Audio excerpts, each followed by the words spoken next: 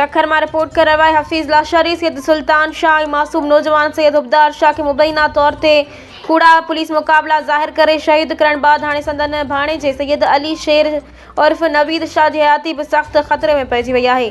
ज़रियन मूजिब सैयद अली शेर के गिरफ़्तार करे नामालूम हंधि मुंतकिल किया वियो है, जिते ख़ैसब जाली पुलिस मुकाबले में क़त्ल करण की साज़िश कई पई वञे।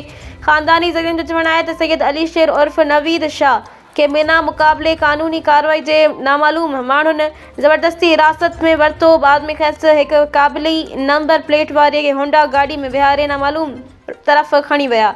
तस्वीर में नज़र ईंदड़ गाड़ी जो number AYN 712 special court Sindh ॿुधायो पियो वञे, जेका सरकारी ऐं कब्ज़े वारी गाड़ी ज़ाहिर कई पई वञे। वारसनि जो इल्ज़ाम है त सैयद ख़ानदान खे हिकु मुनज़म रथा तहत निशानो बणायो पियो वञे। पहिरियां ॿिनि बेगुनाहनि नौजवाननि खे जाली मुक़ाबले में शहीद कयो वियो। हाणे बाक़ी रहियल फ़र्द बि साॻिए अंजाम ताईं पहुचाइण जूं तयारियूं कयूं पई वञनि।